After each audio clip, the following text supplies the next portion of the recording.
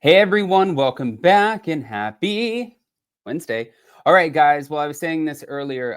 We made it back, thank God, to Palm Springs after a long day of traveling. Made it to Palm Springs, not back, but we left at 4 o'clock in the morning and we just got in around 12 o'clock, 1 o'clock this time. So we're about 3 hours behind, but I'm so excited for the vlogs and the things that we're going to be doing. We're going to have so much fun. Now, in the meantime, I saw that Miss Katie Ginella got herself in a little bit of trouble. So, of course, we're going to have to talk about that as well. And I'm hoping that we have a fun little members only live that we're going to be streaming for you guys tomorrow as well. So I'm going to talk to Jason and we'll get to that. But welcome back to Up and Adam Channel 2. Smash the like button. If you're not subscribed, get subscribed. Don't forget to hit that notification bell and let's go.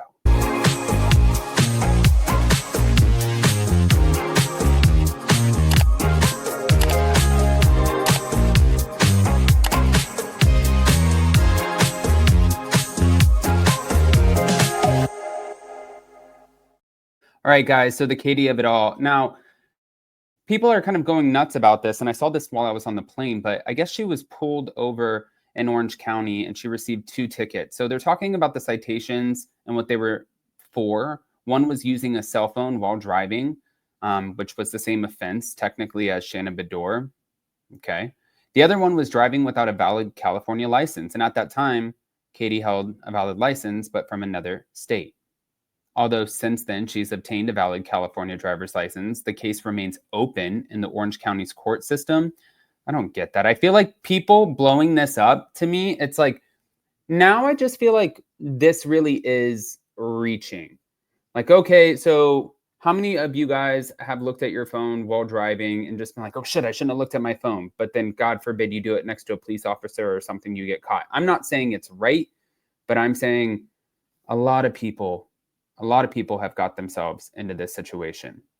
Now, when it comes to Shannon Beador, she later discussed her incident on Kelly Ripa's Let's Talk Off Camera podcast, saying that she was not driving when her phone buzzed. She was stopped at a red light, but the police officer still ticketed her due to California's strict no touch the phone law.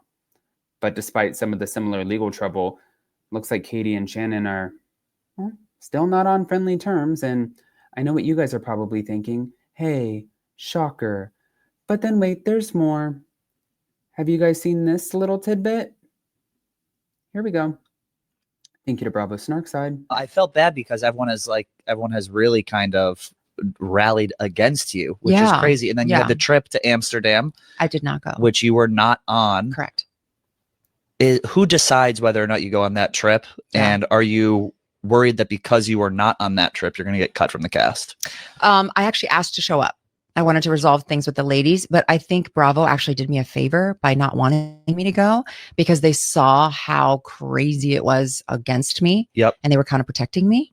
That might have, sealed my fate with this cast. I don't know, and if that's the case, that's the case. It's not for me. I don't look at this as like, I have to have it. If it's not for me, it's not for me. Do you think that they're playing it up a little bit? The anger and everything. Yes, I mean, they know what they're doing. Like, if you're a seasoned reality television castmate, you know what you're doing to stir the pot. Well, yeah, but fans are not dumb. Right. You can tell what's authentic and inauthentic.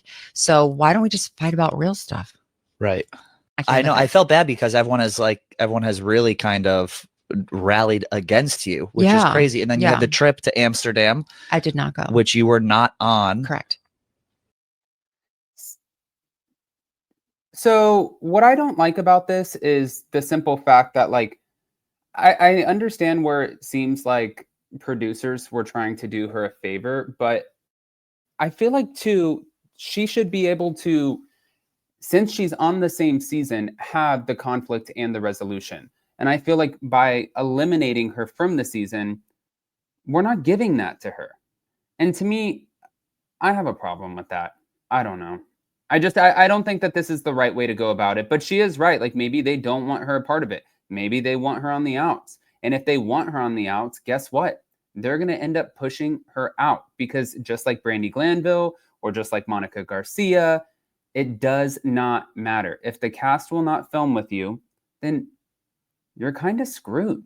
You have nobody to film with. That's a problem. So, yeah. But moving on.